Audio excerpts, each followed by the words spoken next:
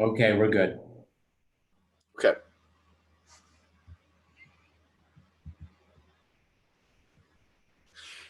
I'm going to go. Hey, everybody. Welcome tonight to lectures, some more lectures. Let me come off of the shared screen for a second. Welcome tonight to another one of my lectures. You can see the sunlight coming in over here. It'll move eventually. It's really glad to have you with us.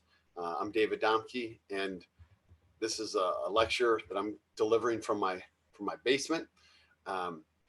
Really honored to have you come and join us and to spend time here with this lecture series. This is about American demagogues, 2 lectures about political leaders who have been demagogues, and I'm going to define that as early in this first lecture, but they've been demagogues, and the way they've acted, the way that they've governed, the way they campaigned, and it's really the way you first and foremost see this is in their communications. And the lecture series is born out of my opinion, my kind of informed assessment that Donald Trump is a demagogue, and that he fits the characteristics of what we might reasonably claim as a demagogue, and that we have also had previous demagogues in American history, but they have not made it to the presidency, and that this is the first demagogic president that we've had. And we can see it every single day in the way that he talks about people that he doesn't like, or that he sees as political tools for what he's doing. So this is a lecture series born in the reality, in my view, that we have our first demagogue president. And it's important to understand what it means to be a demagogue. And then it's also important to understand what is the message that kind of responds to a demagogue. So tonight, my goal is to take us through some of the lead up to Trump, some of the people that he builds upon. I want to do some of that next week as well. And then I will spend the latter half of the lecture next week specifically diving into Trump and the response that we might have to Trump. Okay, so welcome tonight. Really glad to have you. It's been a beautiful day here in Seattle. It's May 14th, kind of 2 weeks into the lockdown here in Seattle, Washington. Wherever you're joining us tonight, really appreciate it. Thanks for coming here. I'm going to pop up the screen here. I'll do questions with folks on Zoom at the end of my lecture, so you can put those questions in the Q&A. And if anything happens to YouTube as we're going along, just everybody come on over to Zoom and hop on here.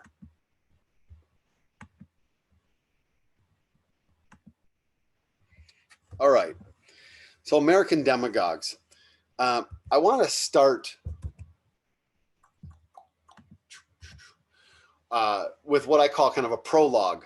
I often want to go back just intellectually to look at the precursors to the kind of experiences that I want to talk about. What are the things that came before that? And in our case, what are the things that came before Trump?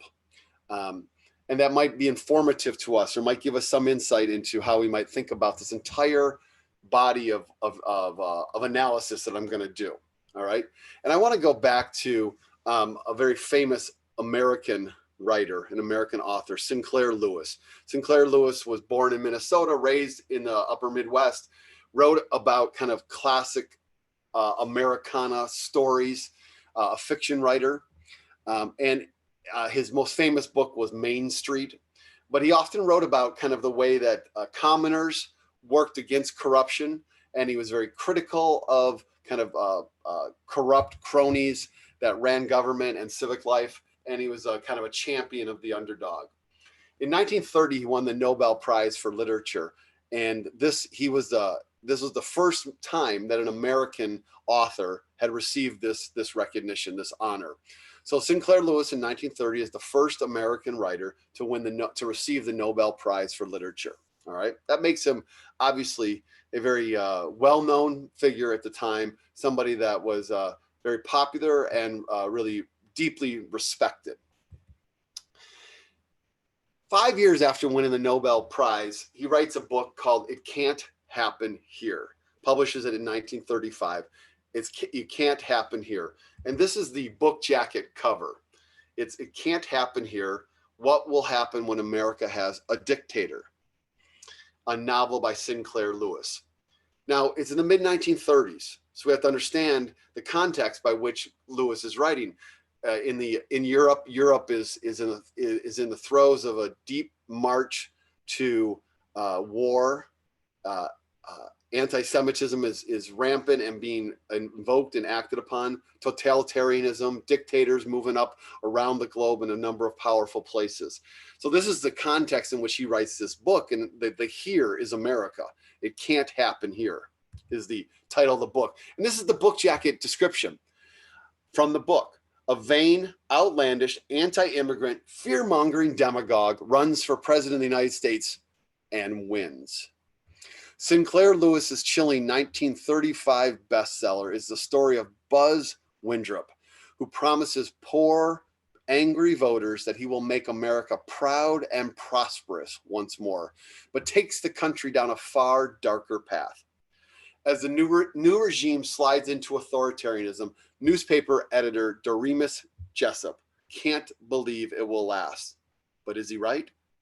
This cautionary tale of liberal complacency in the face of populist tyranny shows it really can happen here.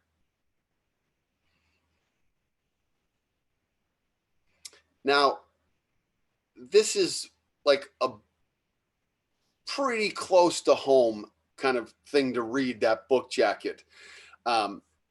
You got this like America, make America proud and prosperous once more. That sure sounds like a campaign slogan I've heard recently from our current president. And the anti-immigrant person, fearmonger who preys upon poor, angry voters, a populist tyrannical leader. And then this little bit right there in that last sentence, this cautionary tale of liberal complacency. All of this, unfortunately, speaks to us today. It says a lot. It can say a lot. And these are where novels and historical novels can really cut to the chase. And there is this phrase among some journalists over the years, and I spent a number of years as a journalist in my 1920s, in my 20s. And the phrase is that they can tell the greatest truths when they write fiction, because there are these kind of like deeper truths when you are constructing characters that are able to kind of like, you're able to name them with a greater clarity. And so there's a lot of truths in this book from Sinclair Lewis. Okay. That's the prologue to it all. All right. The prologue to then, and the kind of the pattern of demagogues that I'm going to talk about, but also a prologue to our current moment in American history. All right, I want to start with some definitions of terms. It's always really important to know what we're talking about and what exactly do I mean when I say a demagogue. So I'm going to make a distinction here between demagogues and ideologues, or some people pronounce it ideologues. So demagogues versus ideologues or ideologues. And I want to draw a distinction between the two, all right? Both are divisive in American politics, but their goals and approaches differ a great deal. And this is important because we don't want to get the two confused. They're both divisive, and they're not people you like if you don't agree with them. But they are very different in their goals and their approaches, all right? So I want to kind of make two columns here of ideologues on this side and demagogues on this side, and contrast them on a couple characteristics. Okay. So first, an ideologue is someone who we might say profoundly and dogmatically is committed to specific political ideas. And I've underlined the key portion there, that their commitment is to specific political ideas. They are profoundly and dogmatically committed to those. And that profoundness and dogmatism can be very, very painful and annoying to people. Their commitment is to specific political ideas. A demagogue is profoundly committed to specific human hierarchies, with political ideas mere tools for them. The demagogue sees the world in terms of hierarchies of people, and the ideas are purely functional to get them to those hierarchies. So the ideologue is about the ideas, first and last and always. And the demagogue is about the human hierarchies. And ideas become mere tools along the way. One major point of distinction, ideas are present for both of them. But for the demagogue, the ideas mean nothing. It could be idea one today and idea two tomorrow, or you could flip your position at any moment, whatever it takes to achieve the human hierarchies. Second, an ideologue seeks power with the goal to enact political ideas via policies and laws. They are so enamored, so committed, so in their fiber believing in certain political ideas that that's what they pursue power for. They want power in order to pursue political ideas and to make them happen through policies and laws. An ideologue seeks power not for the ideas, but for those human hierarchies. They want to enact those human hierarchies via policies and laws. The ideas are not their goal. They may pursue certain ideas, but it is because of the hierarchies that the ideas put into place or embed. All right. So power for the ideologue is about the ideas and the policies and laws that make the ideas happen. For the demagogue, the power is about the hierarchies, the human hierarchies that are involved. Lastly, in terms of my distinctions I want to draw here, the ideologue person or ideological person views policies and laws as more important. That's a greater sign, as greater than or more important than public communications. Public communications to them are merely functional. They are the necessary tools to achieve those ideas that they want to put into place via policies and laws. The public communications, their chance to talk about those ideas, are a means to an end, but they are not in and of themselves the end. The public communications are not enough. For a demagogue, they see policies and laws as equivalent to public communications because either one of them can achieve the human hierarchies that they're interested in. That the human hierarchies that they're seeking to achieve can be done by policies and laws, but they can also be done by certain political rhetoric, certain messages, certain images, certain claims, certain communicative acts. As colleagues and I, as professors might say, communicative acts, all right? So for the demagogue, the words and the images are as important as the policies and laws because either one of them can create those hierarchies they're looking for. For the ideologue, no, the communications are not as important as the ideas, and it's the ideas that they're seeking to implement through policies and laws, okay? So the demagogue is all about the hierarchies, all right? Now, there are definite hierarchies embedded into the ideologue's ideas, but that isn't the animating principle. That isn't the motivating piece for them. That isn't what gets them up in the morning. All right. Now, I want to put some real people to give us a sense of like who falls into these camps. Ronald Reagan was an ideologue. He was somebody who was deeply, profoundly, and dogmatically committed to specific policies, ideas. Famously, in his inauguration in 1981, he said, government is not the solution. Government is the problem. All right. And so he had a certain worldview, a certain perspective about political ideas and the way that government should function. That led to tax cuts. It led to deregulation.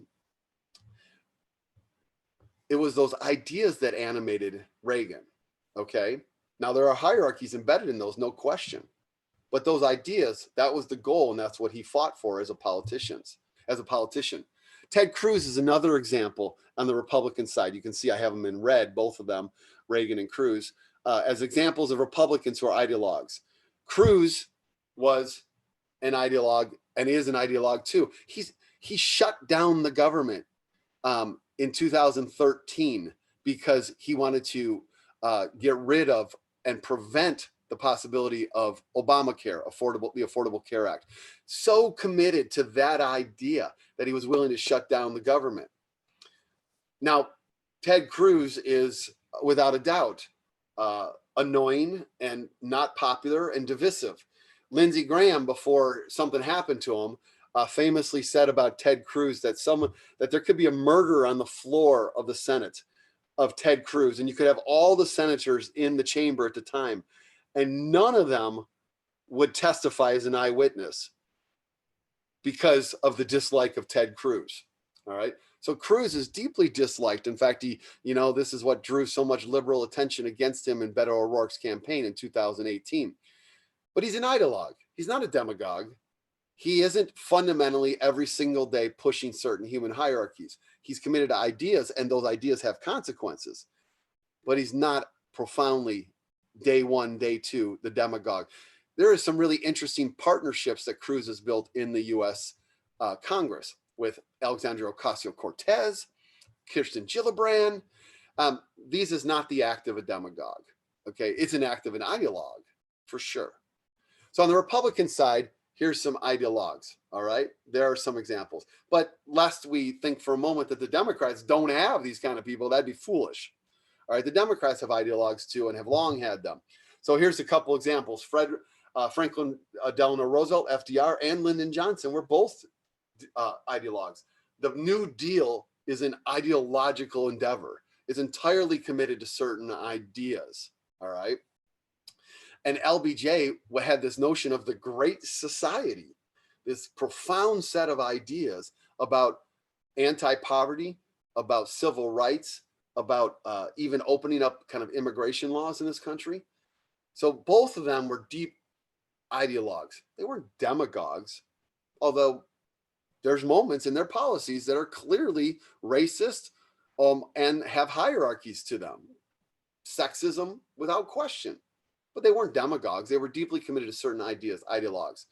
A modern kind of equivalent of them, an ideologue, is somebody that we're all familiar with. And I would say it's somebody that that some of you really, really like. Because an ideologue is somebody you can really, really like if you agree with them. But if you don't, they drive you crazy. All right. And so I want to give Bernie Sanders as an example of this, as an ideologue. That Sanders is a classic instance of an ideologue. Bernie Sanders has been given the same stump speech for 40 plus years. And he's the kind of person that, like, if you ran into him in a coffee shop, Sanders would tell you the same thing about Medicare for all, about progressive ideas in general, against war. He would deliver the same ideas over and over and over and over again. All of them are rooted in what he calls economic inequality. Okay, economic inequality, which is a profound problem in our society. It is. Sanders has been talking about that forever and ever and ever. And when I went out, had the chance to go into Iowa and South Carolina during the early caucuses in Iowa, I went the week before that, and to South Carolina the week before the primary there. And we saw people speak on behalf of the various candidates, and we saw the candidates as well. And one of the common talking points about Sanders is that Sanders is the same person he's been for 40 years, that this is who he is. And that's why he is, on the one hand, influential.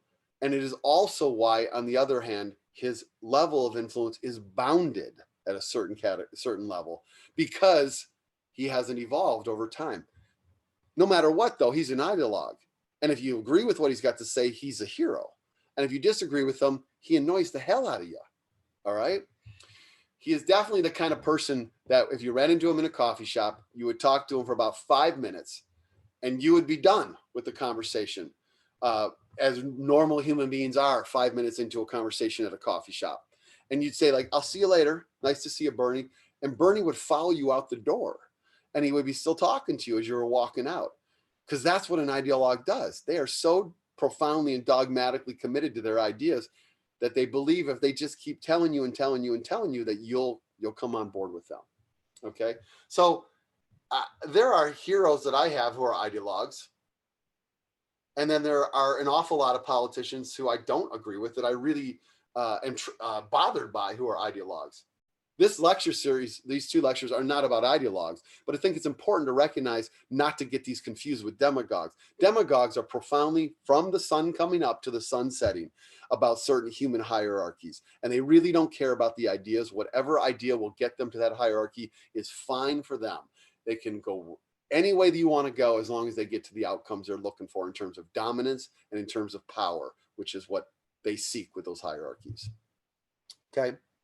All right.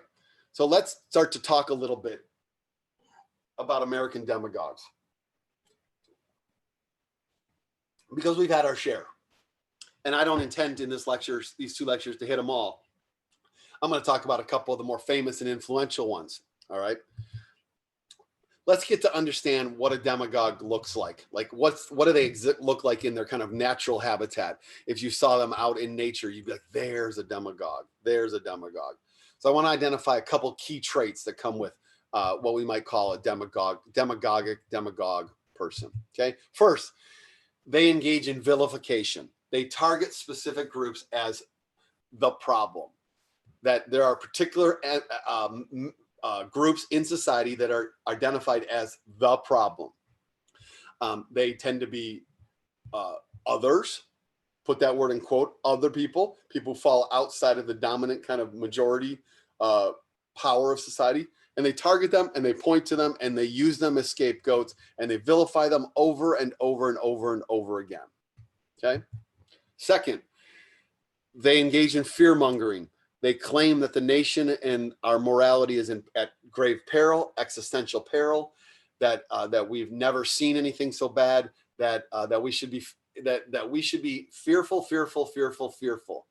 Fear is the coin of the realm for a demagogue, that it is upon that fear that they become attractive. And so they have to keep people in a constant state of fear and anxiety.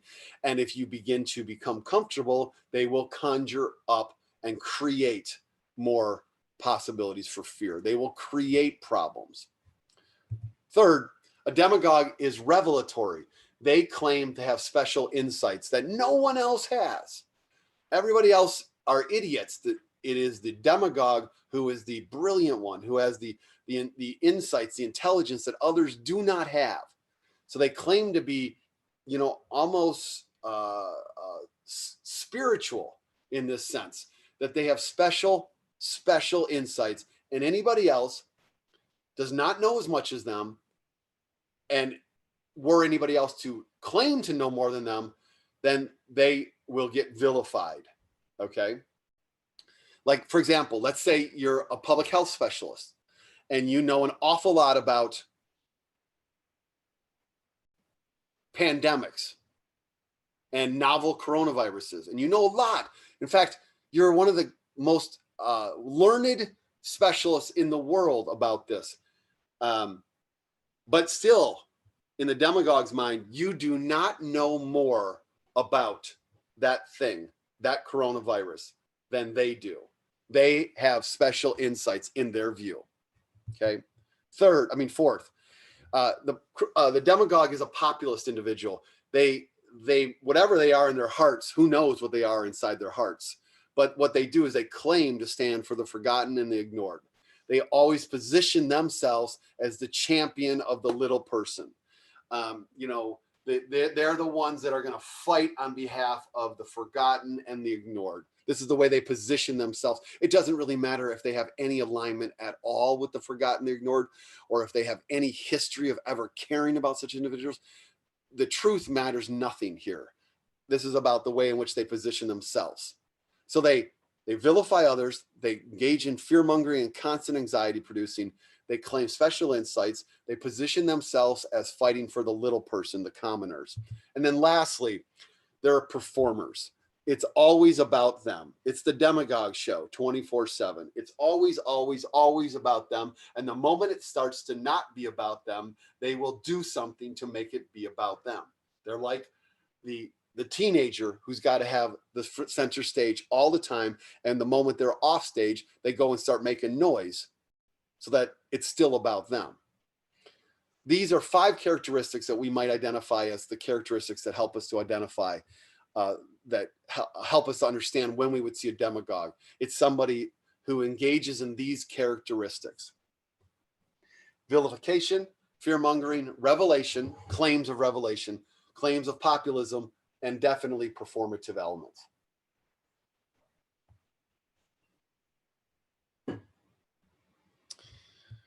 So what I want to do is kind of build what I call is the narrative that we see from demagogues that take these 5 pieces in them. It's the term narrative means for like the way in which the story gets told. All right. So it's what thing leads to the next thing. It's the plot line. So this is the narrative of demagogues right here. It starts like this. First, it says, the demagogue says certain people are a problem. Certain people, it's those people, certain people are a problem. That's how the narrative starts. And then it moves to, those folks are such a problem, they are endangering America. So there are certain people who are endangering America. It's not just that there are certain people who maybe are making mistakes or are troubling. It's know that those certain people are a threat. They are a threat to America. I'm the one who can save us, the demagogue says. So there's certain people that are endangering America, but I can save us. I can do that. If you come with me, I can save us. So right at the center of the whole narrative is them, is the demagogue. They put themselves there and they will consistently keep themselves there. But I'm not doing it for myself, says the demagogue. Oh, no, this is not about me. Not about me, not one bit. It's about the real people, the real Americans, the ones who deserve a fighter, who deserve a champion, the ones who have been forgotten, the ones in these small towns or in these factories or left behind by these schools. I'm doing it for them. And this is such a fascinating and terrifying rhetorical move. Because point 3 is, I'm the one. I'm the one. And then point 4 is, but I'm not doing it for me. It's not about my ego. It's not for me. It's for you. It's for you. I want to do this for you. And then lastly, the show is always on. I'm always talking. I'm always talking. And if new media forms come along that allow me to talk even more, I will adopt them. I will pick them up. I will be an early innovator of media forms, in fact. All right. So this is the narrative. This is what a demagogue does. And they do it consistently. It doesn't matter if it's Russia or the United States. Their argument is that there are certain people in this society that are endangering this country, in this case, the United States of America. I'm the one who can save us. I can do it. But I'm not going to do it for me. No. I'm going to do it for everybody else. For all of you, I'm going to do it. And I'm going to constantly be here to tell you this, to amplify this, to remind you of this, to make sure that you know that I'm the one. And I will come up creatively with ways to keep myself at the center of the storytelling. I will figure that out. Every single day, I will come up with new ways because I am the performer. I am the show. This is the narrative, folks. This is how we know a demagogue. It's like when you're out at a national park or something and you say like, oh, look, there's an elk. All right. And you're like, how do you know it's an elk? Well, you're like, it's the horns. It's the way they run, whatever. This is the way we know a demagogue. This is the narrative that we see. Okay. Now, demagogues exist in a variety of places in our country. Unfortunately, they exist in a variety of domains. Talk about this in a second here, but they exist in racial domains. They exist in religious areas. But there are certain key contexts in the political arena that begin to make a demagogue attractive and give them traction in the American political context. And so we have to understand that this narrative might be there often, but the context, when these contexts arrive, the narrative begins to get traction. What are those contexts? Well, there's usually cultural and or economic turmoil and fear, grand upheaval, like economic recession, coronavirus, war, great technological disruption. So this cultural economic turmoil and fear, losses of jobs, ways of life, economic revolution, all of these provide an opening for someone to come along and say, hey, there's certain groups that are really problems here that are scaring us and are endangering us. I can save us. And I'm going to do it for all of you who are dislocated. A second context is there's usually a great technological change going on where something new technologically is arriving that allows the demagogue to communicate in ways that are innovative and creative. and they seize upon this, and they're an early adopter and innovator, and they're ahead of the curve, and others don't know how to respond or how to deal with it. So that's the second characteristic. A third is that the counter voices who might challenge or block or take down the demagogue are insufficiently alert, insufficiently equipped, and insufficiently engaged. And all three of those are relevant to this situation. They are relevant to the context by which demagogues rise up. The counter voices are insufficiently alert. They're not looking for it. They're insufficiently equipped. Like, even if they do see it, they don't know what to do, how to do it. And they're insufficiently engaged. So even if they have noticed it, even if they know what to do, they're not adequately engaged. And these three characteristics, alertness, being equipped, and engagement, are the liberal complacency that Sinclair Lewis was referencing in that book, and were part of the story that explains Donald Trump's rise.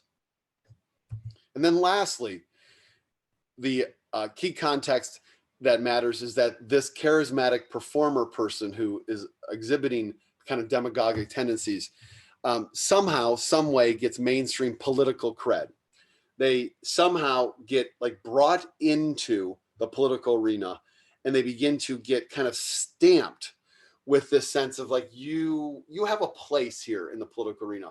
They could easily be met at a wall in the political arena and be told, you do not have a place here. But something unfolds, or some people unfold in a way that give them a credibility and a place in the mainstream of American politics.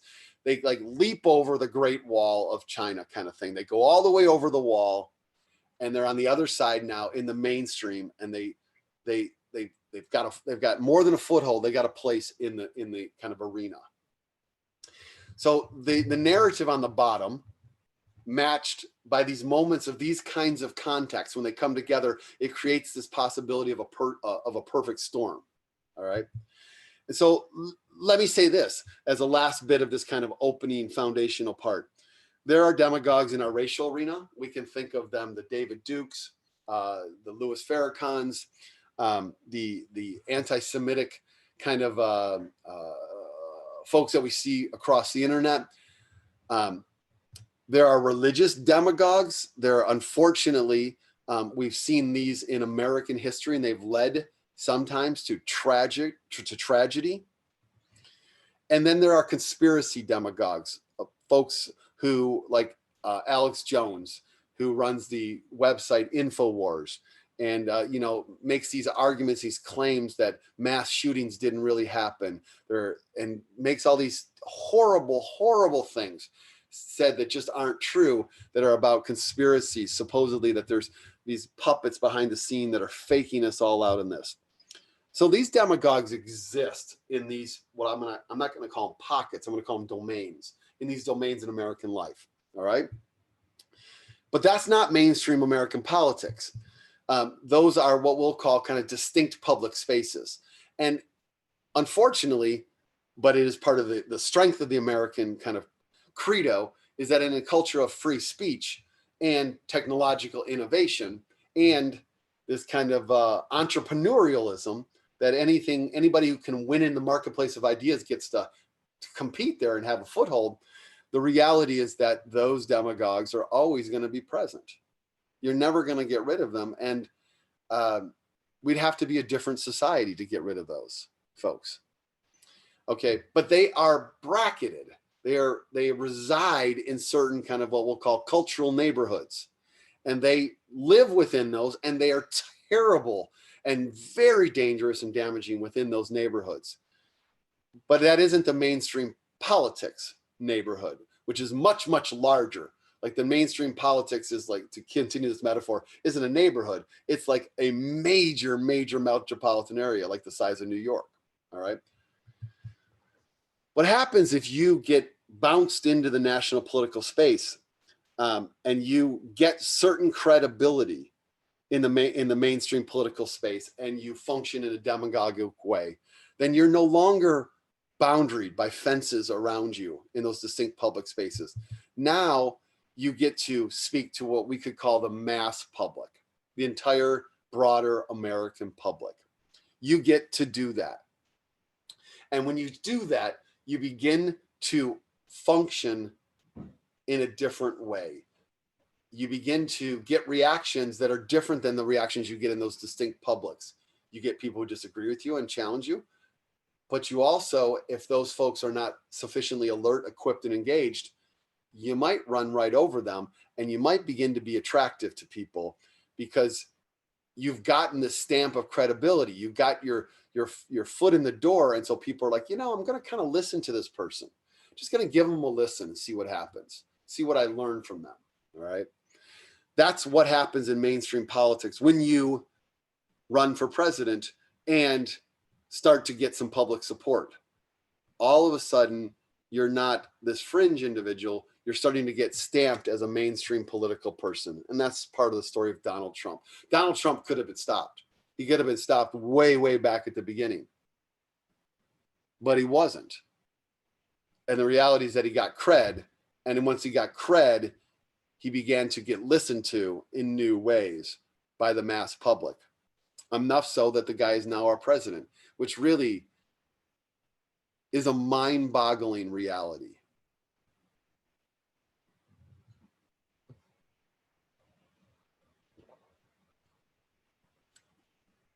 All right, that's the first half of this lecture, and it carries these characteristics of the demagogue, the narrative line across the bottom, carries us through the next lecture, the next half lecture here, and then the next one next week. That narrative is there. We'll see it again. And these contexts are going to consistently be noted when I talk about certain people. All right. The ways in which these distinct contexts matter. All right.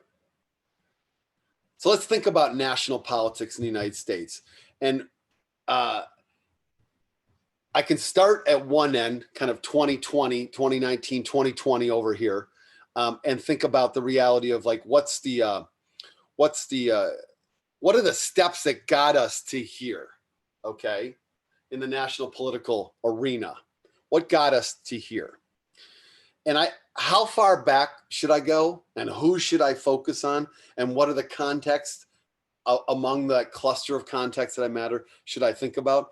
Well, I thought a lot about that when I put these lectures together, about like how far back would I go, what seems reasonable, and what seems to have greater impact and influence over time. And so ultimately I began to think about the kind of what's known as the kind of a modern American context, the post-World War I decades in the United States, where the United States has emerged as a global power, not the only global power by any means, but as a global power, that we're large, we're very, very large, we're diverse and increasingly diverse, where media are part of the arena, and they're moving and they're allowing politicians to speak to the public in creative ways. So I was really interested in what we'll call modern America, post-World War I, okay? So as I go back in time, this is a timeline, I'm gonna go back and I'm gonna start kind of post-World War I. And what I wanna do is I wanna suggest 5 demagogues that really paved the way for Donald Trump, and that Donald Trump echoes in significant ways, okay? That whether he does it intentionally or not, he does it. I do think there's some intentionality. There are some real points of linkage between some of these 5 and him.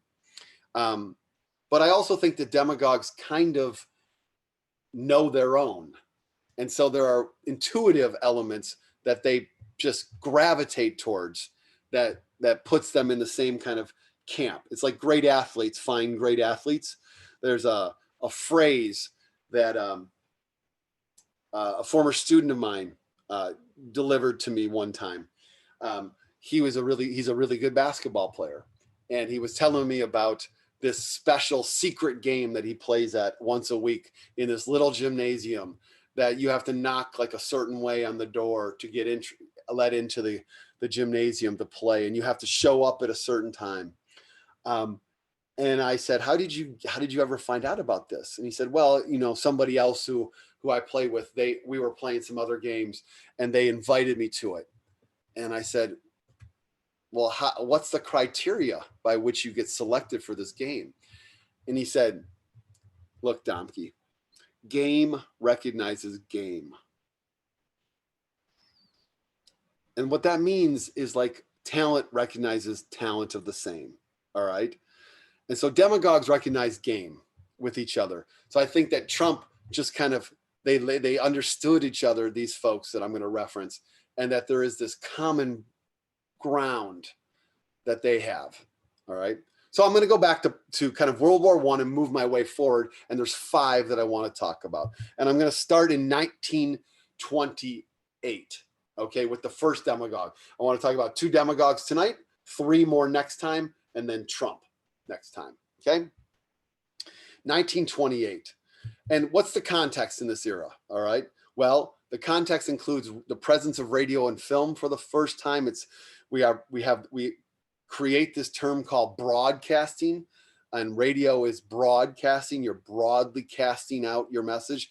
The term broadcasting comes from actually crops, and you would broadly cast out your seed onto the ground and hope it would take root. And radio was a broadcasting medium, allowed to broadly send out your message.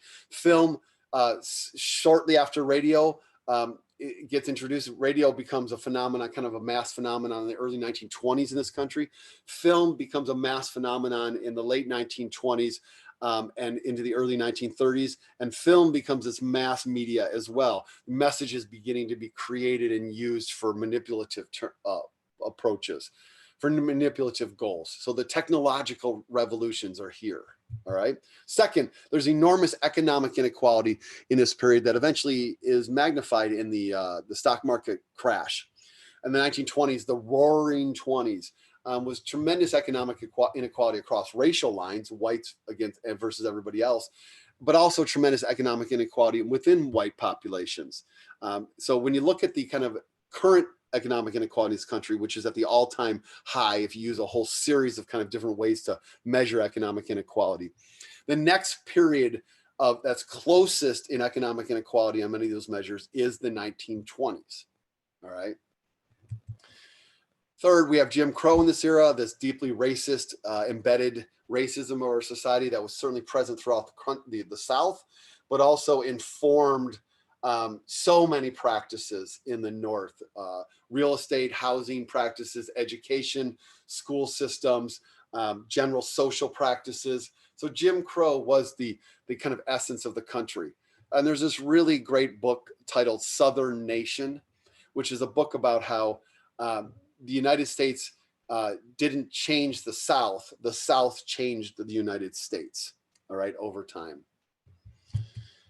Also, religious bigotry was at great highs, the anti-Catholicism, anti-Semitism that gives root to what's going on in Europe, but is also very, very present in the United States, is a deep, profound element going on in this country. They are taking advantage of radio at the same time to broadcast these messages. And then lastly, there's this revolution known as female suffrage. Women have gained the right to vote. By which I mean functionally white women gained the right to vote with the 19th Amendment. Everybody did, female-wise, but it was the discrimination against non-white voters was such that really the 19th Amendment only was enacted and applied until the 1960s for white women mostly. But it was a revolution nonetheless. Every one of these is one of these turmoil, fear-inducing, dislocative on the one hand, and for others who like this stuff, deeply inspiring and exciting and worth fighting for. All right.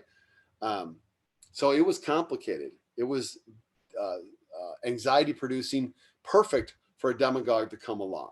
All right. And so it's in this context that I want to talk about the first person that I suggest was a demagogue. And this isn't just kind of me, it's my own reading and assessment and analysis of various scholars and people who've written about history and American history. And that person is Huey Long. All right. Huey Long is the person I want to talk about first of all, in kind of this trajectory of American demagogues, modern American demagogues. All right. So I don't know how much you know about Huey Long, but a really fascinating, terrifying, troubling person in so many respects. Long is elected governor of Louisiana, the state of Louisiana, in 1928. He's elected governor. And his argument was about economic uplift, like that we should raise the boats of everybody, by which he meant particularly white people. But Long was not as fiery racist as many other Southern politicians. And he had a slogan, every man a king, okay? And it was about elevating kind of these men, and it definitely was men in this female suffrage era, to be a king. So in this period of insecurity and the rise of women, and an era in which white men particularly feel victimized and threatened, which I know echoes to us today in terms of some of these concerns that we hear from white men. He offered the message, every man a king. It's like the equivalent of make America great again. Okay. He's going to make every man great again. He traveled all over Louisiana, gave 600 speeches in the course of the campaign, by which I'm talking 600 speeches over 2 months, from Labor Day through Election Day. 600 speeches in 60 days. That's an average that even I can do, 10 speeches a day. All right. He implemented and appeared on the radio constantly.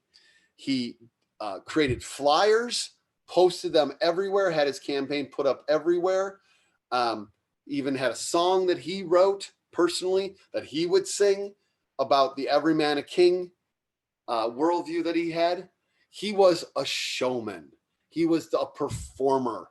He was on 24/7 a day, 24/7 in terms of his performative elements. And it was nonstop. Huey Long was the show. All right. He even vilified the news media. He despised the press. This is a common characteristic that you see among demagogues, because they don't want anybody questioning them, because no one knows as much as them. So the way they question, the way they respond is they vilify. They vilify the press. So the press becomes one of the problems in society of what's being vilified, the media. You don't have to look very far in our national political environment to see the vilification of the press that Donald Trump has unleashed in our society with his constant critiques about the press. Long's phrase was the lion newspapers, and he would say it all the time. He was elected governor in 1928, and he immediately ran for senator, U.S. senator from Louisiana in 1930. Huey Long wins the senator spot in 1930. And here's where you see this kind of like remarkable moment. Huey Long does not give up the governorship when he wins the senator spot. He does not. He exists as both governor and senator for 2 years until the next governor election, and he can install his personally appointed individual. All right. So he's governor and senator for 2 years from 1930 to 1932, functioning half-time in DC and half-time in Baton Rouge, Louisiana. And I want to show a clip here, a video, and I figured out what happened maybe a couple lectures ago where a video clip I showed didn't play. You could hear it, but you couldn't see the visual. And I think it's because it was a proprietary video. It was something that I had paid for to access, and I have the right to access it, but YouTube blocks it in an ability to kind of like stream it out to others. Makes total sense. But as long as stuff is in the public domain, it should show up fine on my Zoom calls and these talks here. So I want to show you a couple minutes long video that's from PBS about Huey Long to provide a sense of this guy, because I know that my words can only do so much justice to the kind of absurd demagogue elements that he had.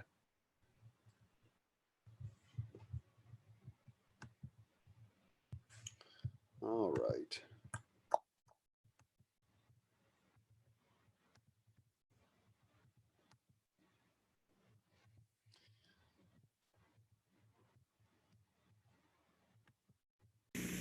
The Louisiana Constitution barred any man from succeeding himself as governor. This presented only a momentary awkwardness for Huey Long. He announced he would run for the United States Senate in 1930. The campaign would be a referendum on Long's program, and he made it clear he had no intention of resigning as governor even if he won, until his term ended 2 years later in 1932, when he would hand over the office to a successor pledged to carry out his wishes. To diffuse opposition from the press, he launched his own newspaper, the Louisiana Progress. Its cartoonists and editorial writers paid to vilify the opposition and glorify their hero. Well, he called the mayor of New Orleans Turkey Head Walmsley, and that's a reference to a turkey buzzard. And he had a wonderful artist that would draw cartoons, and he would sit up on a fence all of the enemies, and he'd put buzzard bodies on them and their heads, and he'd make their faces look like turkey buzzard beaks. We call in Mr. Rockefeller.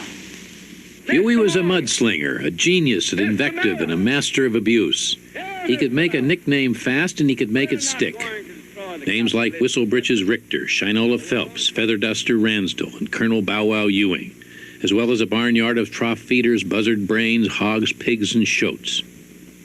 He threatened this menagerie variously with burning, skinning, corkscrewing, flaying, shooting, beating, stomping, broiling, braining, frying, and worse. His enemies tried to give as good as they got, calling him the Messiah of the Rednecks and Huey the 14th. The Louisiana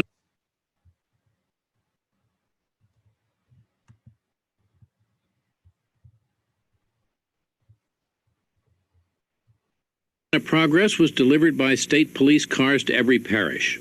All public employees were expected to subscribe. That's his newspaper that he created. All public employees were expected to subscribe. Meanwhile, 10% was subtracted from each state worker's monthly salary. Long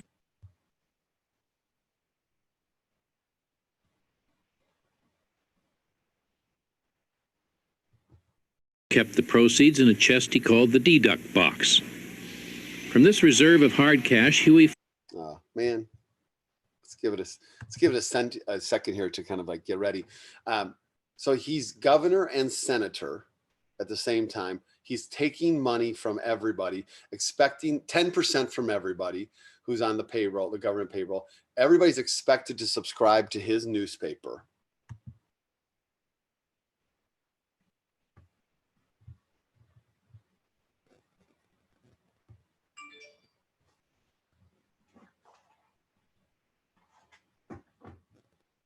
The political campaign, paid his travel expenses, and encouraged legislative support. Despite the heat of the campaign, the primary is a peaceful one. The most peaceful in years, old-timers say. Even Mayor Walmsley himself is surprised at the lack of outbreaks. He has a bigger surprise waiting him because the kingfish is still the kingfish.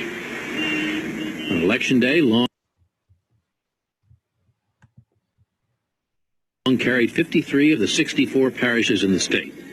The people had spoken, and the legislature, which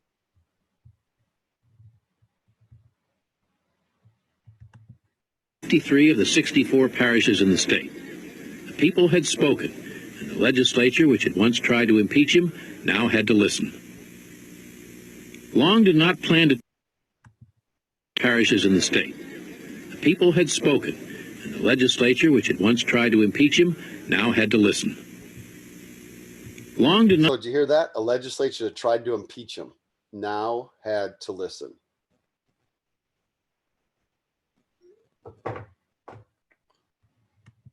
Not plan to take up his senatorial duties for 14 months, plenty of time to cement his hold on Louisiana and to I'm sorry about this kind of, I didn't see this coming. My internet is transform whole parts of it. When an important anti-Long legislator stubbornly refused to go along with his call for a new 34-story state capitol building, the tallest in the United States, Long drilled. So I built this tall state capitol building because he wanted a kind of monument to himself. I don't know if that sounds like anybody we know. When an important anti-Long legislator stubbornly refused to go along with his call for a new 34-story state capitol building, the tallest in the United States, Long drilled a hole in the ceiling of the old capitol and had the man's seat moved so that water from the leaky roof streamed onto his head.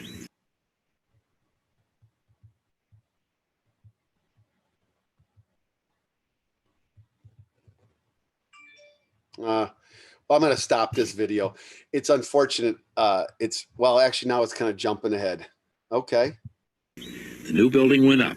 It was a monument to Huey Long. A new campus for Louisiana State University was built, Huey's special pride. Nothing consumed more of his attention. He diverted highway funds to pay for a massive building program, hired and fired its football coaches and its presidents. And he dealt swiftly with campus critics. He once suspended 22 journalism students explaining, "This is my university, and I ain't paying anybody to criticize me." He sat on the bench during LSU games, thought up plays, gave locker room pep talks between halves, and even helped compose the school marching song. In 1932, 2 years after he was elected to the Senate, his hand-picked slate swept the statewide election. The new governor-elect was Oscar O.K. Allen, a boyhood friend, and so agreeable, according to Long's younger brother Earl, that when a leaf blew onto his desk one morning, Allen signed it. Huey Long was now a United States Senator, chairman of the State Democratic Committee, and in effect still governor of Louisiana. He ran LSU, the Highway Commission, the Levee Board, the Board of Education. He controlled the patronage and policy in hospitals, prisons, and schools. The state militia and National Guard were his private armies, and effective political opposition had almost ceased to exist. It was the largest concentration of political power in one man's hand the country had ever seen. 4 days later, he left for Washington. All right. All right. So, you know, governors can do certain things. You were living in Louisiana. Oh, you whoops. knew you were living in history, finding itself before your eyes.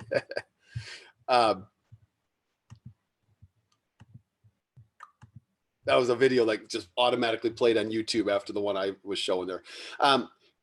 The parallels aren't exactly the same because obviously he's a governor and it was a different time and the kind of corruption and all of that. But really remarkably so, there are elements in there. The lying press, you're not here to criticize me. You're going to give me money. You're going to give me praise. If you're going to disagree with me, you're going to be punished. All of that are things we recognize. All right. So he's elected governor, elected senator, goes off to DC. And he starts to build this national profile. He has this program that he calls Share Our Wealth, a national proposal for kind of moving himself out of Louisiana into the national political arena. He becomes such a kind of political force that Franklin Roosevelt gets concerned about him running against him in the Democratic primary in 1936. Because Long is a Democrat, he's a Southern Democrat, which is what pretty much only anybody in office in the South was for that era. Franklin Roosevelt responds with a second New Deal, where he basically takes about a third of Long's ideas and implements them, or puts them forward at least, as part of what he wants to do. Long says, doesn't matter, I'm still going for it. I'm going to run for president, and I'm going to challenge Franklin Roosevelt. In his own party, he's going to challenge that Northeastern liberal that Long would demonize, that he would speak about kind of those elite liberals. He would often talk about economics and about the kind of Rockefellers and Vanderbilts and these other folks, these Carnegies, these Mellons that had all this power that he wanted to argue against, that he was the commoner who was fighting for the little people. All right. He gets the cover of Time magazine in 1935. This is how big he's becoming. That's Huey Long. And in 1935, he speaks in Philadelphia and he starts to build a northern presence. This is him speaking at a large auditorium in Philadelphia in 1935. He is such a threat to Franklin Roosevelt that Roosevelt is already building his campaign with plans to stop Long. The Second New Deal is the beginning of it, but there's other techniques. FDR starts striking deals with Southern Democrats, other Southern Democrats, that will eventually lead to some denial for African Americans of many of the New Deal benefits. So Long is on a trajectory upwards. All right. And then he's shot. He's shot in the Louisiana State Capitol on September 8th, 1935. He is shot and he dies 2 days later. And it is considered the only in a political space assassination that we've had in American politics of a high profile leader, where a politician was killed in their political space. We've obviously had many political leaders killed and assassinated, but this time Long was shot while at work visiting in the Louisiana State Capitol at the time. Okay.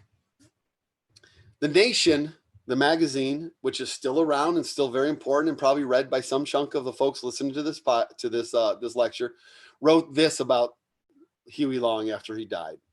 The assassination of Senator Huey Long will immediately arouse sympathy for his memory that could not be felt for him while he lived. Political murder is a vile crime, and we share the regret and shame felt by the country that he was defeated by a bullet and not in an open political contest. We also give him the credit he earned for pushing through reforms in Louisiana, simplifying an antiquated state machinery, redistributing the burden of taxation, and stimulating the interest in education. Nor shall we question that his championship of the poor was as sincere as anything in his equipment of distorted passions.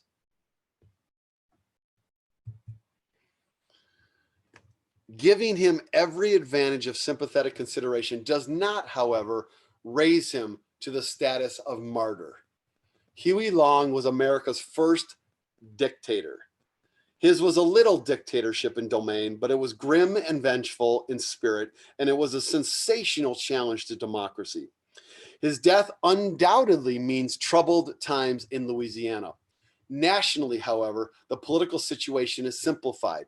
Now there will be no formidable third-party movement in the South threatening to wreck the Democratic Party.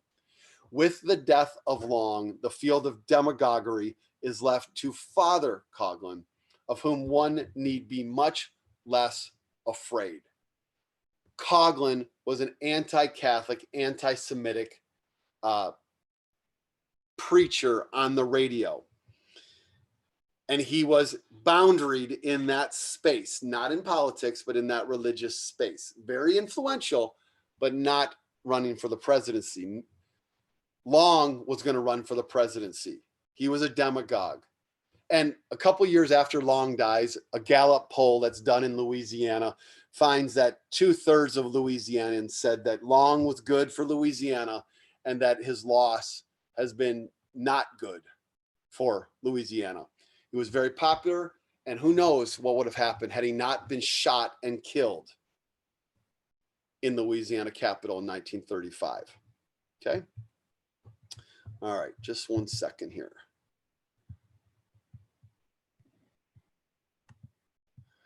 So Long is the first demagogue that I want to talk about. I want to talk about one more tonight. Long might be familiar to you all, might not be familiar. He's not someone that I grew up hearing a lot about or learning a lot about, but his amassing of and coalescing of power in Louisiana and the ways that he, both through structures and through personality and through rhetoric, operated, doesn't look dissimilar to what we saw in Europe at this time. And this is the context. It is 1935 when Sinclair Lewis's book is published. That is the year that Huey Long is rocketing up in the national limelight, making his move towards running for the presidency. There are contexts in the world, context in the country, context in literature that speak to the fears and the concerns around the demagoguery of Huey Long.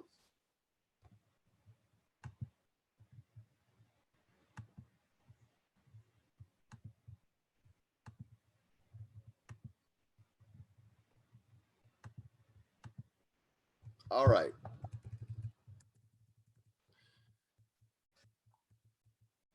I want to talk about a second one now tonight. And I know that there might be other ones you might think about at different points in time or different places. So the second one is one that if you were going to name like the Hall of Shame of demagogues, the Mount Rushmore of American political demagogues, the second one is the one that most Americans would start with. All right. And he comes in 1950 onto the national scene, and it's Joseph McCarthy, Senator Joseph McCarthy.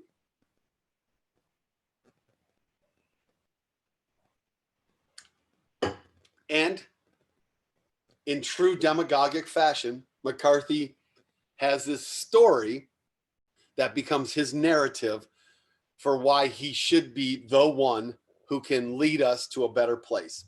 The context for McCarthy is that TV, this massive technological revolution, is arriving. In 1950, 10% of American homes have television. By 1960, 90% of American homes have television. So it is this new technology post-World War II that it was started, technology was emerging before World War II, but was put on hold to fight the war effort, and then reemerges post-World War II and begins to be part of the political arena in the late 1940s or the 1950s. It's obviously a period of tremendous Cold War fears and these claims about godless communism, that these communists are atheists and they hate God and they don't have that kind of American Christian perspective. These arguments being made. We have the Korean conflict and war, which makes many Americans concerned that we're going to get back into another world war, and also that we are going to lose. The United States is going to lose to the Soviet Union. All right. Civil rights are rising. Black Americans who fought in World War II have come back from World War II and are committed to demanding and receiving the full civil rights. We have in 1948, Harry Truman begins to integrate the armed services. Civil rights are on the move. This is, of course, scaring the living daylights out of many white Americans. And these contexts are all turmoil and upheaval, all right? It is in this context that McCarthy in 1946 runs to be a senator in Wisconsin.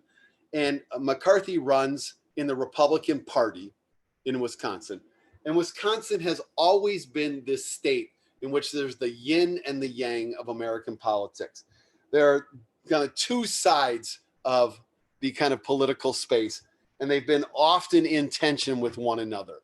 There's been very progressive dimensions, and then there have been ultra conservative dimensions. And McCarthy represents them. And then later on, we see these ultra conservative dimensions in Wisconsin play out with the Koch brothers and with Scott Walker. He gets elected Washington Senator in 1946. He challenges Robert La Follette, who was the son of the founder of the Progressive Party, the Progressive Movement. And La Follette is the senator, a Republican senator. McCarthy runs against him in the primary, in the Republican primary in 1946, and makes the argument that La Follette had not done his duty for the country. He had refused to serve the country during World War II, whereas Joe McCarthy had gone off and had served the country. Well, La Follette was quite a bit older and reasonably had not gone to fight. And McCarthy had no great war record to stand by. He was nothing, very little engaged in combat, but he nonetheless creates the mythology of himself that he calls himself Tail Gunner Joe. All right. He's Tail Gunner Joe McCarthy, and he creates this story, this image, this mythology of who he is. Standard demagogic stuff. I'm special. I've done special things. He's elected senator in 1946, goes off to Congress and is serving in the U.S. Senate. And he begins to get halfway through his term. It's a 6-year term. Begins to get halfway through his term in late 1949, and he's home over the holidays. And he's talking to his kind of political strategists and insider supporters in Wisconsin. And he has a very unnotable record. He hasn't done anything that has particularly marked him as an important mover and shaker in DC. And they all say, you know, you need an issue, Joe. You got to have an issue. What is your issue going to be that you're going to run for re-election on? And they talk about a whole series of things. All right. And this is documented historically in the McCarthy papers, that they talk about a whole series of things. And at some point, the idea of anti-communism emerges. I'm sure it didn't take long to come up on that, given the Cold War context. But even though he didn't have much of a record on this, he decides that, yep, I can do this. This can be my issue. And so he goes back to DC in early 1950, determined to make a name for himself about anti-communism. And he goes in early February of 1950 and gives a speech to the Republican Party, the local state party in Wheeling, West Virginia. And he says some of the most infamous words in American politics. He says this, he's talking about the challenges of kind of the Truman administration and his critique of them. He's criticizing the Truman administration. This indicates the swiftness of the tempo of communist victories and American defeats in the Cold War. As one of our outstanding historical figures once said, when a great democracy is destroyed, it will not be by enemies from without, but rather because of enemies from within. And this becomes known as his enemies from within speech.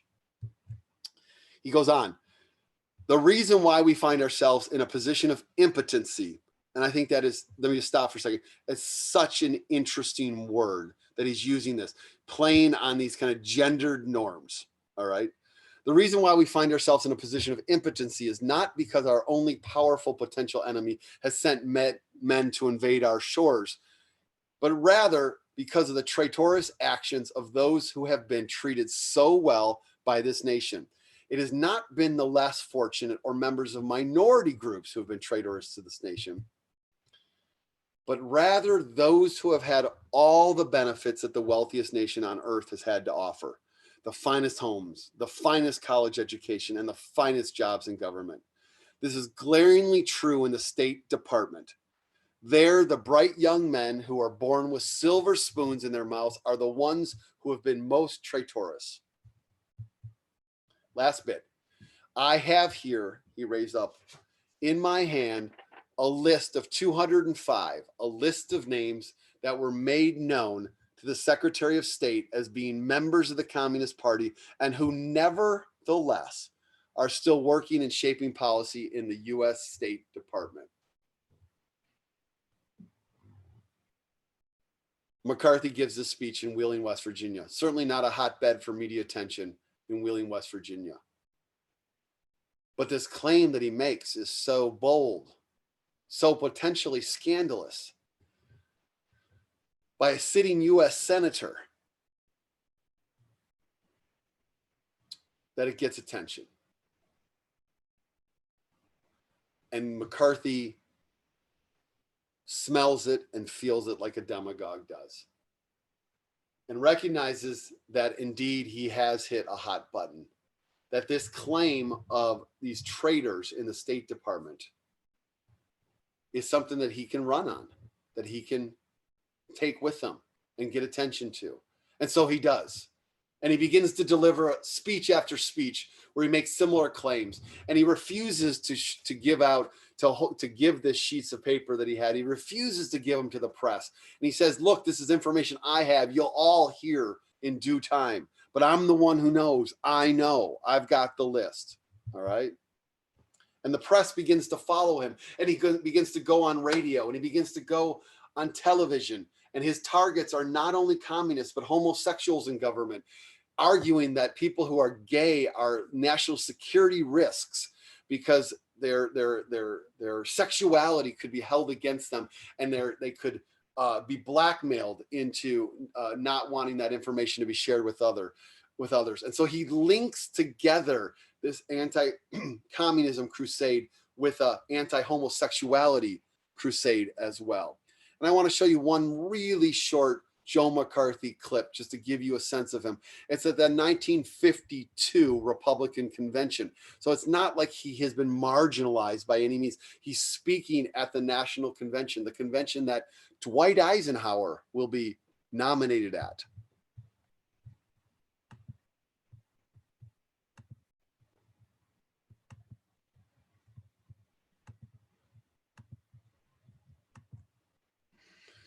And so he's got a really heavy upper Midwest accent. All right. So I'm going to play this twice because you're only going to start to kind of like hear and understand everything he's saying by the time we get to the end of the first one.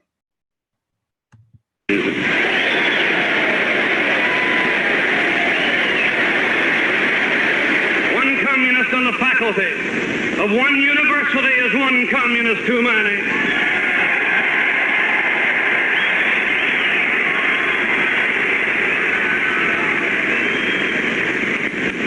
One communist among the American advisors at Yalta was one communist too many.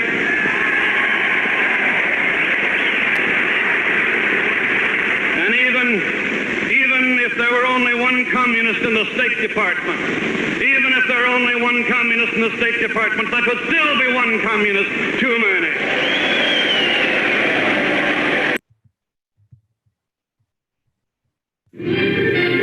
Today on the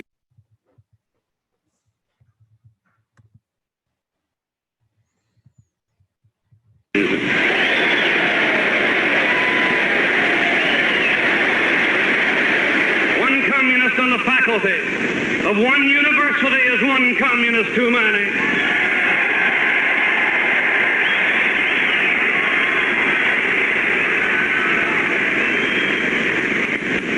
One communist among the American advisors at Yalta was one communist too many.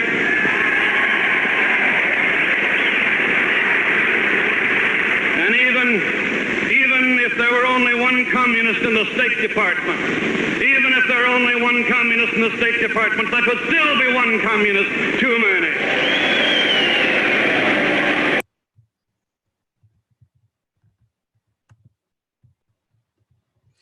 That technique, even like if there is, then it's too many. If there is, it's too many, is classic kind of demagoguery.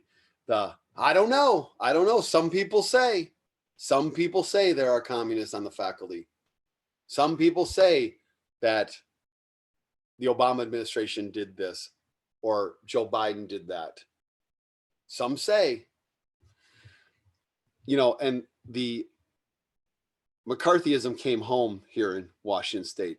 There were a series of hearings called the Canwell hearings by a local senator that were into supposed communism among faculty at the University of Washington. And colleagues that, of course, were well ahead of my time lost their careers because of that. This is real stuff. People's lives were destroyed.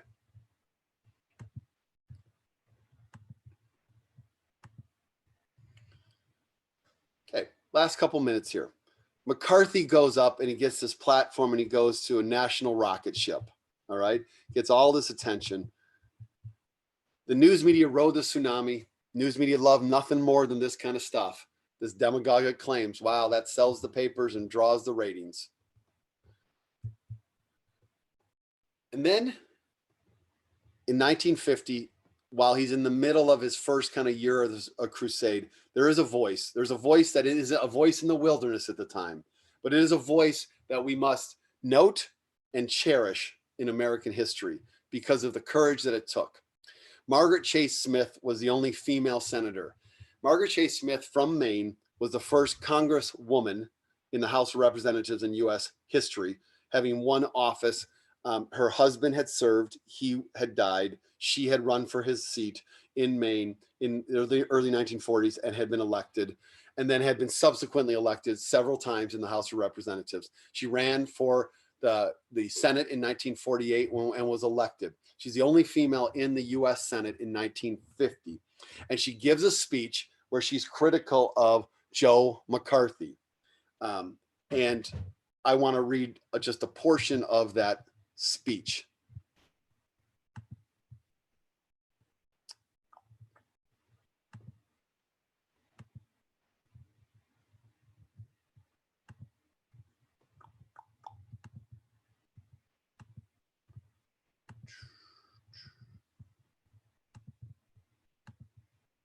Still learning little things about Zoom here. Little things. Margaret Chase Smith. The name of the speech is a declaration of conscience. Okay. And at the end of it, she gives a resolution that she brings to the floor of the Senate that she wants people to adopt. And it's got 5 points to it. I'm not going to read all 5, but it's a critique. And I want to read point 1 and point 3 and point 5. First, we are Republicans. So she's in the same party as Joe McCarthy. She's in the same party. We are Republicans, but we are Americans first. It is as Americans that we express our concern with the growing confusion that threatens the security and stability of our country. Democrats and Republicans alike have contributed to that confusion. So she's going to lump together Democrats here in making a point. Okay. She says certain elements of the Republican Party have materially added to this confusion in the hopes of riding the Republican Party to victory through the selfish political exploitation of fear, bigotry, ignorance, and intolerance. There are enough mistakes of the Democrats for Republicans to criticize constructively without resorting to political smears. It is high time that we stop thinking politically as Republicans and Democrats about elections and started thinking patriotically as Americans about national security based on individual freedom.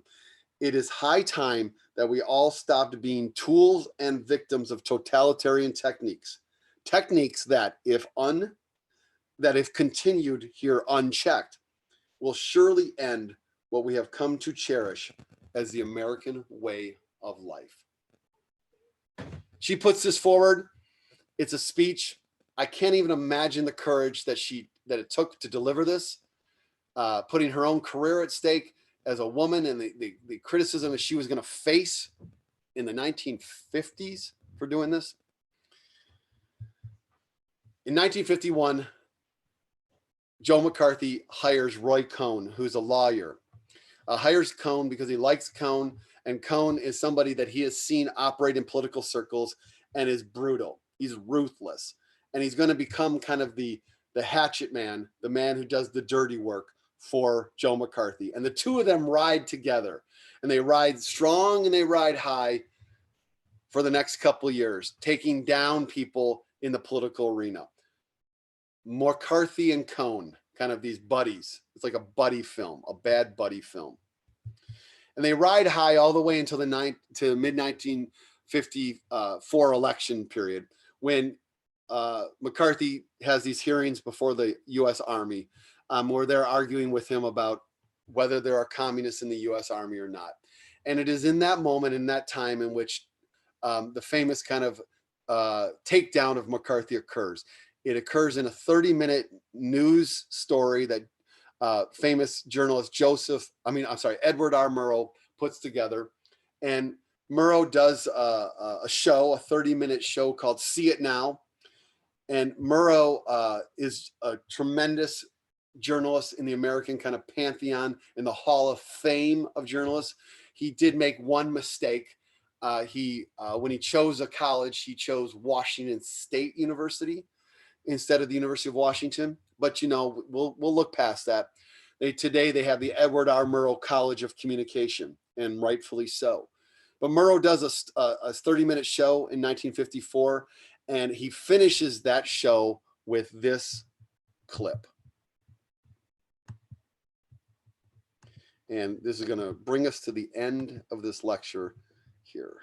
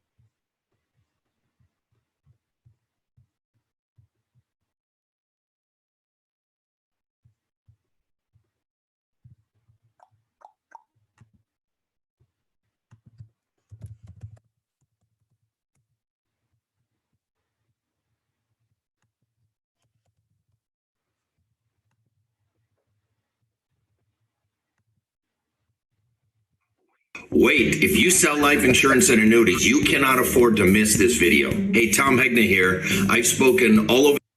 No one familiar with the history of his country.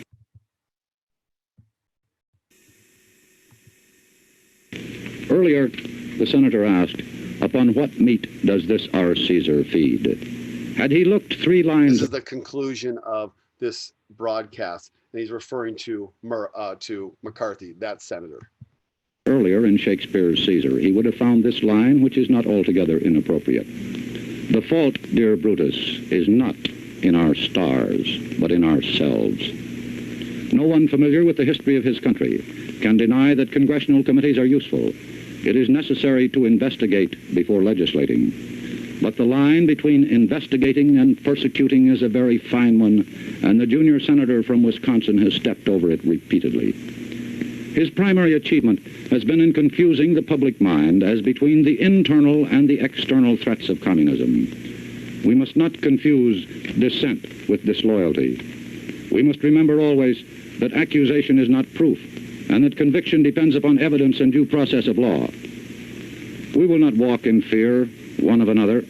We will not be driven by fear into an age of unreason if we dig deep in our history and our doctrine, and remember that we are not descended from fearful men, not from men who feared to write, to speak, to associate, and to defend causes that were for the moment unpopular.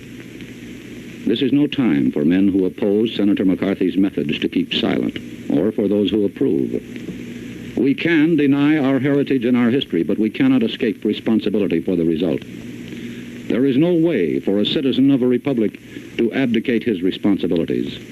As a nation, we have come into our full inheritance at a tender age. We proclaim ourselves, as indeed we are, the defenders of freedom wherever it continues to exist in the world. But we cannot defend freedom abroad by deserting it at home. The actions of the junior senator from Wisconsin have caused alarm and dismay amongst our allies abroad and given considerable comfort to our enemies. And whose fault is that? Not really his. He didn't create this situation of fear. He merely exploited it, and rather successfully. Cassius was right. The fault, dear Brutus, is not in our stars, but in ourselves. Good night, and good luck.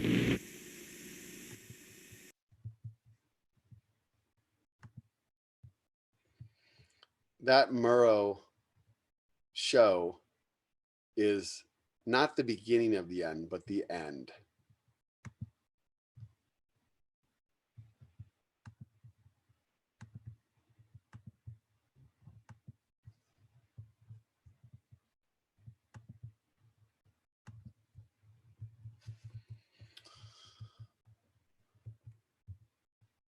After this, McCarthy is censured.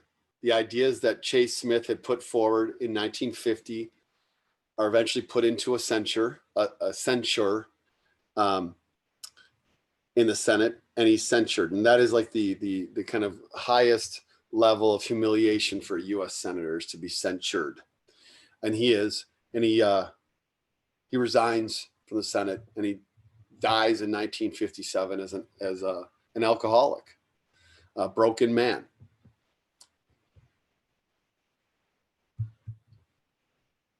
So I want to finish here with this.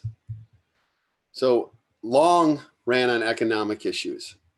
That's what his campaigning and his political rise and his stature was based upon. The economic inequality, fighting for the commoner. He wanted every man to be a king, he said. And he used the media and he belittled them. And then he used his rhetorical power and his structural power to assert strength. Joseph McCarthy, his demagoguery was around foreign policy. Anti-communism merged together with a hostility towards gay people. He merged those together in a deep, profound anti-communism that gave him his rise to strength and power. So demagogues can rise on a variety of things. They can find their ways. They often will take whatever's available to them. That certainly was the case with McCarthy. In both cases, they positioned themselves as the leader of the common person. They were the one fighting against these these on top, powerful individuals. The three that I want to talk about next time are all running on issues of what we can call broadly culture. They are about the contemporary dividing lines that we are familiar with in American politics around race, around citizenship and definitions of who is a citizen, and about kind of education levels. What does it mean to be an American? Those are going to be the three that when I talk about it next time, they're going to run on culture. It never matters what the issues are for the demagogues. They find the ones that are where like the water runs and they just get in that stream and go. All right. So next time I'm going to talk about three more. It's going to be about culture. And then I'll end with discussion of Trump and a response to Trump. All right. Thank you all so much.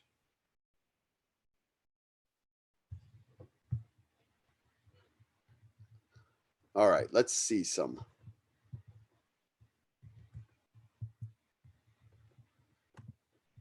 Let's see what kind of questions we've got. Do a couple questions here.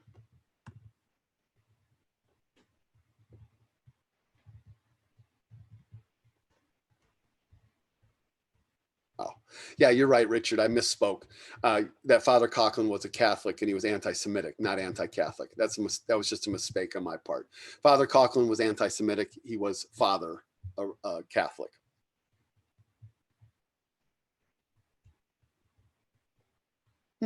Point here about Jeanette Rankin being the first woman in Congress, not Margaret Chase Smith. That's interesting. I'm going to take a look at that. When I was doing research on Chase Smith, it certainly called her the first female congressperson in the country. Maybe it's the first female to be elected Congress. I'm not sure. Anyways, nonetheless, she was the only senator, the only female senator in the U.S. Senate at that time. What unbelievable courage it must have taken to kind of stood up there and be that. Was a question here from Joan, was McCarthy accusing Franklin Roosevelt of communism in his question about Yalta? You know, the art of the demagogue is to imply and suggest without naming specifically.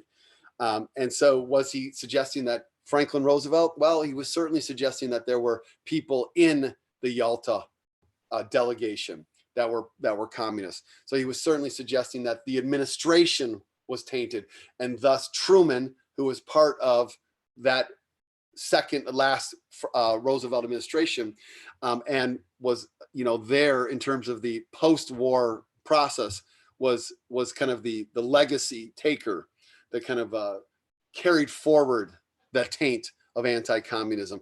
In the same way that today we have a president who's making the case that everything that's bad in this country is about a previous president, and says things about that person and implies them all the way back to when he was a birther.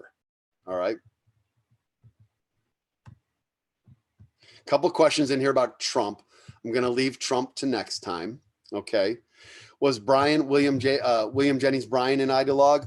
You know, I would say he was more of an ideologue. He was really committed to certain issues, most particularly silver as a primary currency in this country. And he did not exist in the same kind of human hierarchies based upon race or kind of economic identity in the same way. He was certainly a commoner and fought for the underdog, but he didn't kind of operate with the same kind of hierarchical dimension on a daily basis. What steps can we take to diffuse these demagogues? That'll be something I'll talk about next time for sure. Let's see here. Will I talk about how a society can get rid of them and heal? It's a really interesting question. Will I talk about how a society can get rid of them and heal? I'm finding the second part of this and the healing part very interesting.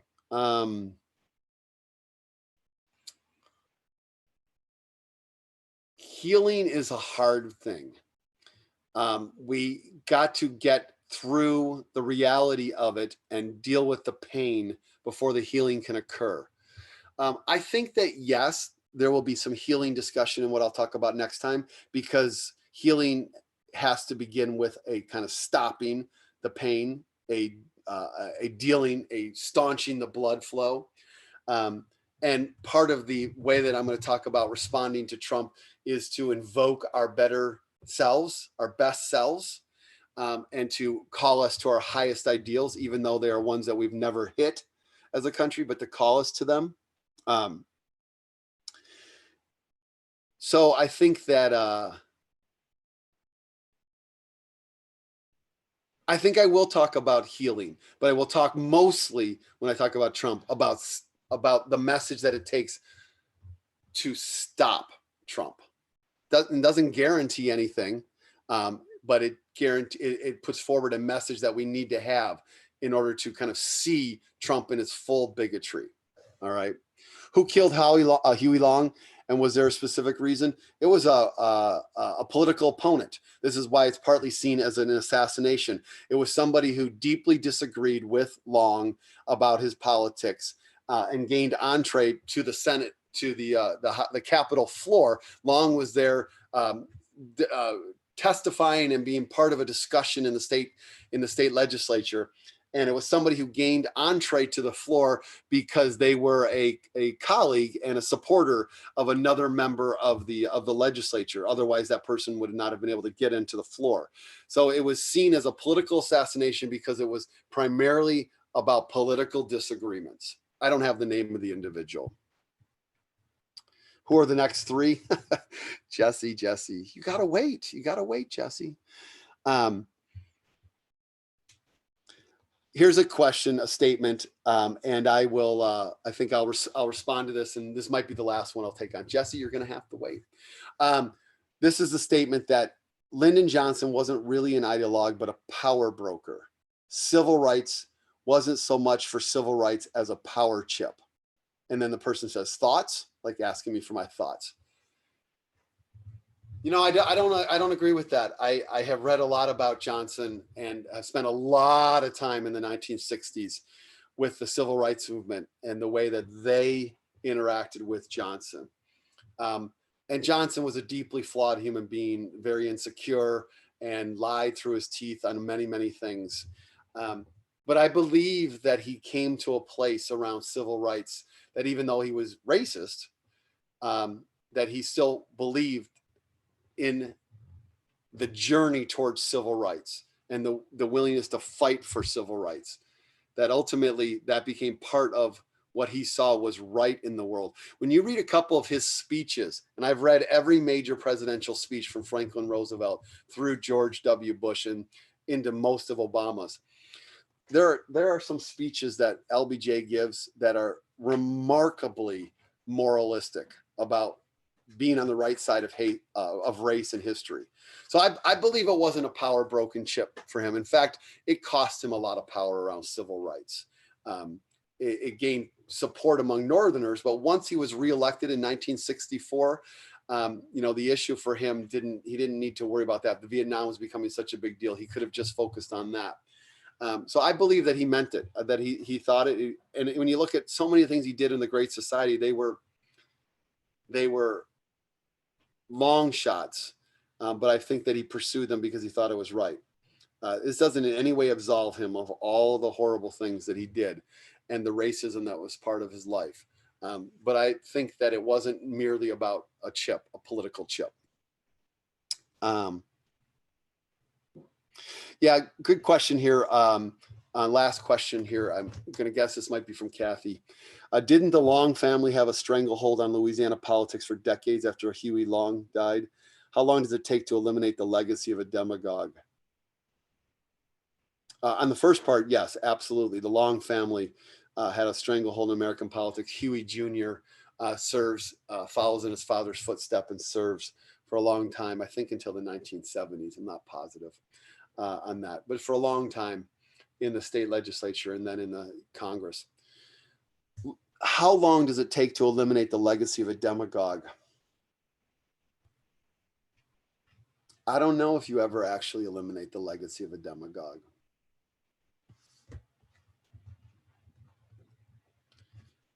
I don't know if you ever do. That once this kind of person articulates certain viewpoints, they remain, and they're part of the tapestry. They're like a virus that remains. And sometimes that virus connects with certain contexts, again, with certain individuals and takes off.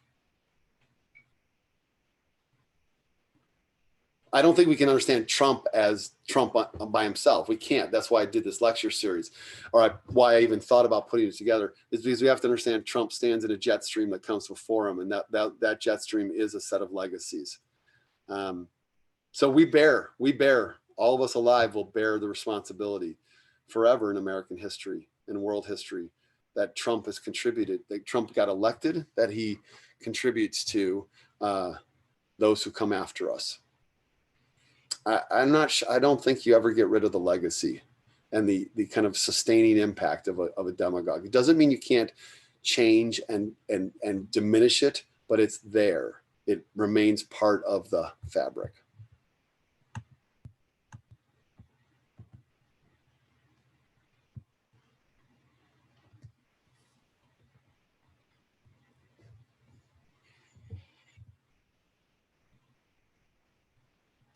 Joan, your comment about Lyndon Johnson as described in his early life in the first volume by Carroll would help us to understand him better.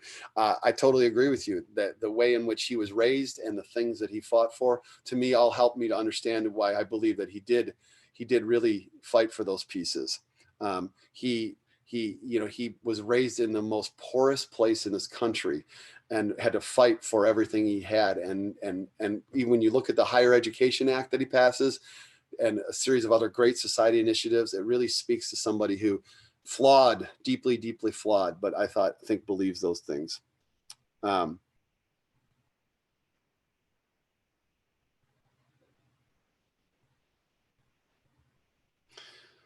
think I'm going to end here.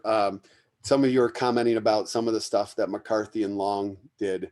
Was Huey Long worse than the racist and elitist power system that preceded him? I couldn't even begin to answer that question, whether he's worse than. I can tell you that the public in Louisiana certainly thought well of him. And that's primarily the white public, and stood by him in the same way that there's a large percentage of American whites who stand by Donald Trump. All right. So I will pick up the story, these initiatives, talking about demagogues, and I will draw some connective tissue from the folks that I've talked about tonight with the next three, and then bring it to Trump. So I know that this lecture and the next one is not the happiest lectures. I got that. I'm not responding to anything you said. I'm just offering this as a general comment. I know that. And I also know that it is my understanding of Trump that has been fueled partly by thinking of him as a demagogue that has convinced me of the existential nature of this election and the importance of the damage that could occur, that has already occurred and could occur in 4 more years. All right. So join me, please, in this work. Let's all continue to work. And thanks for joining me tonight. I'll see you later.